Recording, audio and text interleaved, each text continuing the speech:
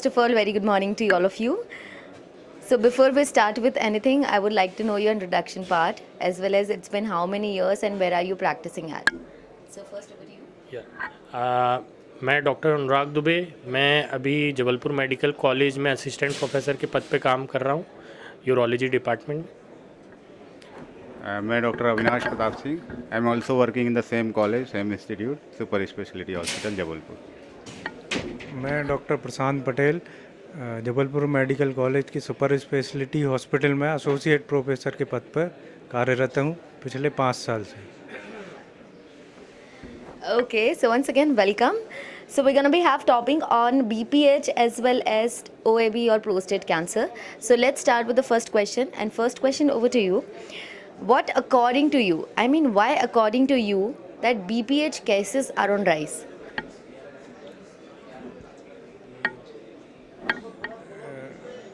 BPH cases rise इसलिए हो रहे हैं क्योंकि इंडिया की जो पॉपुलेशन है वो मतलब ओल्ड एज की तरफ शिफ्ट हो रही है धीरे धीरे करके, तो इसीलिए बढ़ रहे हैं।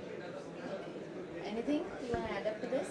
एक्चुअली केसेस तो पहले भी थे, लेकिन पहले जो है डिटेक्शन नहीं होता था, पीपल अवेयरनेस थोड़ी सी कम थी। अभी जो है पीपल अवेयर हो गए हैं, डायग्नोसिस हो रहा है, तो लग रहा है कि केस भी बढ़ रहे हैं।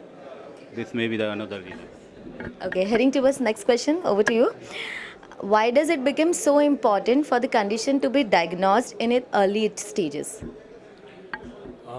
प्रोस्टेट की जो बीमारी है इसका जल्दी अगर डायग्नोसिस हो जाए तो ट्रीटमेंट स्टार्ट हो जाता है, और अगर पेशेंट पेशाब करने में दिक्कत रहती है और वो झेलता रहता है तो धीरे धीरे इसका असर किडनियों पे पड़ सकता है, किडनियाँ ख़राब हो सकती हैं और ये जो कंडीशन है वो उस स्तर पे पहुंच सकती है जहां से इसको रिवर्स नहीं किया जा सकता।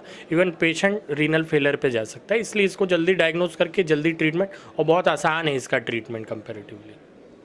Okay, next question over to you. What according to you is the best treatment for BPH? Actually there is nothing that is best, मतलब कोई एक चीज़ बेस्ट नहीं हो सकती क्योंकि केसेस अलग अलग होते हैं। बट यदि अर्ली स्टेज है और प्रोस्टेट साइज़ कम है, सिम्टम्स कम है, तो drug treatment is definitely first option.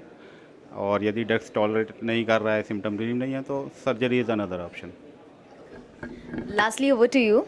So, what lifestyle modification would you recommend for OAB patient to lead a normal and comfortable life? In lifestyle modification in OAB patients, initially caffeine product को कम लेना है, और acidic product like citrus इनको भी कम लेना है, और night में थोड़ा कम मतलब पानी का इंजेक्शन करना है, कंजप्शन करना है।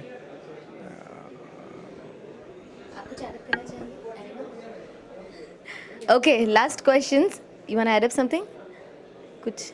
That's all. Okay, last question over to you. हमारी जो viewing audience है और जो upcoming urologist है, आप उनसे कुछ कहना चाहेंगे, कुछ मैसेज देना चाहेंगे? Anyone from them?